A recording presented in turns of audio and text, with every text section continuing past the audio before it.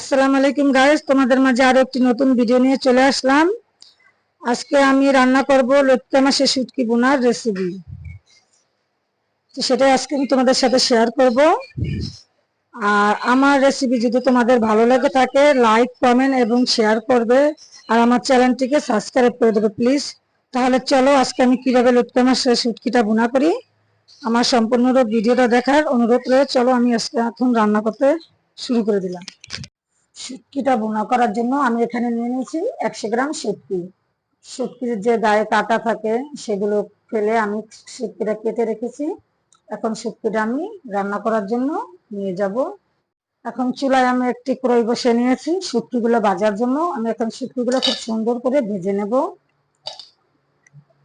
সব শুটকিগুলো আমি দিয়ে দিলাম। এখন শুটকিগুলো এইভাবে করে ভেজে নেব। শুটকিগুলো খুব সুন্দর করে এইভাবে ভেজে নিতে হবে।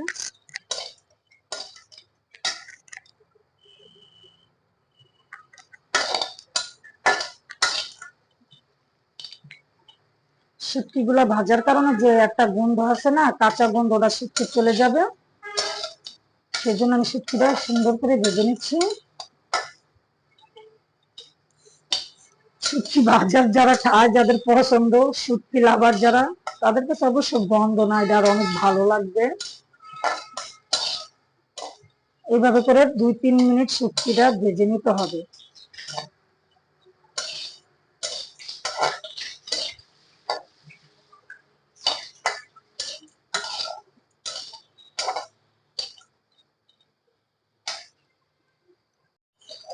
এখন আমার শুটকিটা ভাজা হয়ে গেছে। আমি এর ভিতরে দিয়ে দেবো পানি। পানি দিয়ে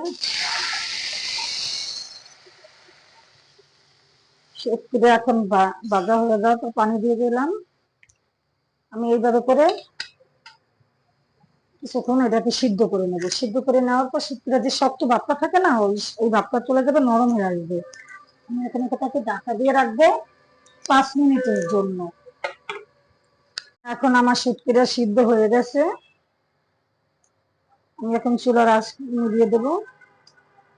এখন এটা ঢেকে রেখে দেবো 10 মিনিটের জন্য। শুটকিটা যে শক্ত ভাবটা আছে না, ওটা নরম হয়ে যাবে। এটা রেখে দিলাম 10 মিনিটের জন্য। ফিরে আসলাম 10 মিনিট পর। এখন এই মাছগুলো, আমি শুটকি মাছগুলো দেখো কিভাবে কাটাগুলো আলাদা করে নেব। কাটার সাথে শুটকিটা খেতে ভালো। হ্যাঁ, এই সম্পূর্ণ মাছ এইভাবে, এই যে কাটাগুলো আমি বের করে নিচ্ছি। আমার সবগুলো মাছের কাটা বাছা হয়ে গেছে। আমি সবগুলো মাছের কাটা বেছে নিলাম। এখন আমি চুলায় একটি প্যান বসিয়ে নেব শুটকিটা বোনা করে। আমি ফ্রাই প্যান বসিয়ে দিয়েছি। এখন আমি এর ভিতরে দিয়ে দেবো তেল। তেল দিয়ে দিলাম।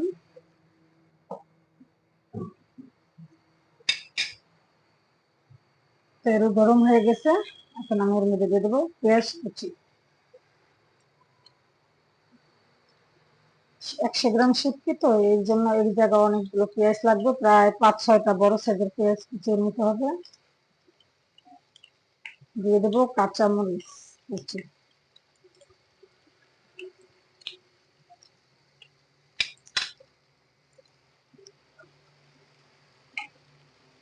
এগুলো নাড়াচাড়া দিয়ে নেবো।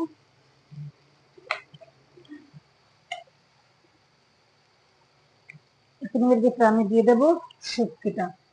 পেঁয়াজের সাথে আমি শুটকিটা ভেজে নেবো।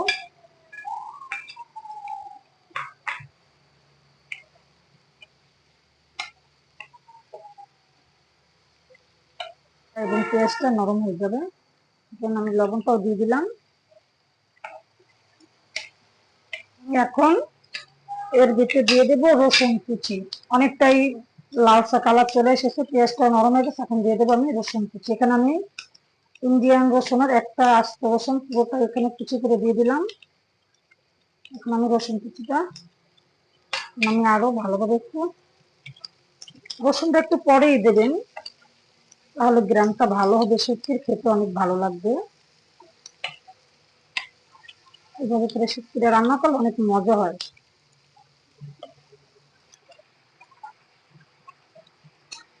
আমি এখন এর ভিতরে দিয়ে দেবো আদা চামচের চেয়ে একটু কম আদা বাটা,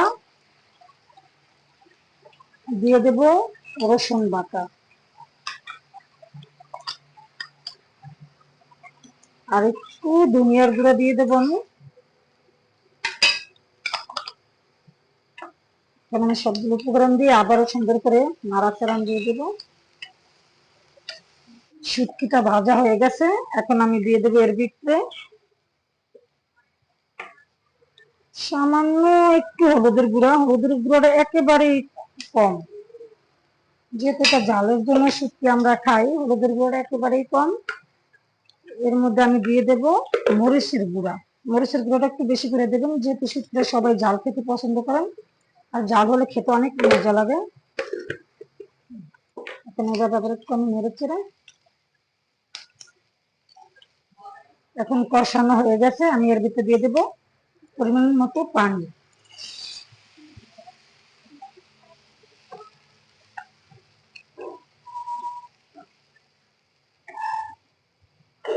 পানি দিয়ে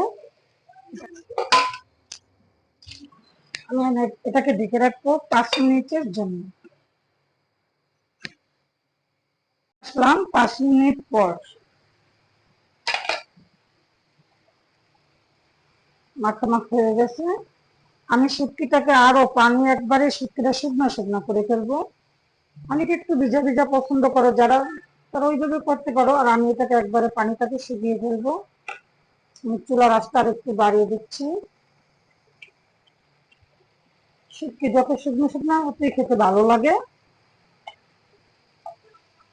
আর অতিরিক্ত পানি দেওয়া যাবে না, একবারে মাখা মাখা পরিমাণ যে পানিটা আমি দিয়েছি দেখছো তো, ওইভাবে করেই পানিটা দিতে হবে। এটাকে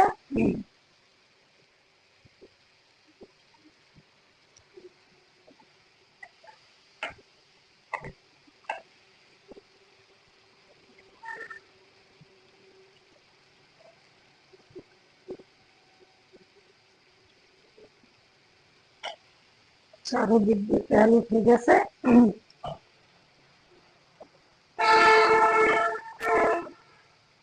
গায়ের মেন রাস্তার সাথে বাসা হলে দেখি সমস্যা রে ভাই, গাড়ির শব্দে কান আমার শেষ।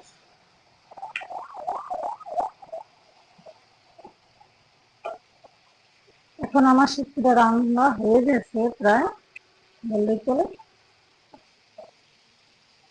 এই দেখুন,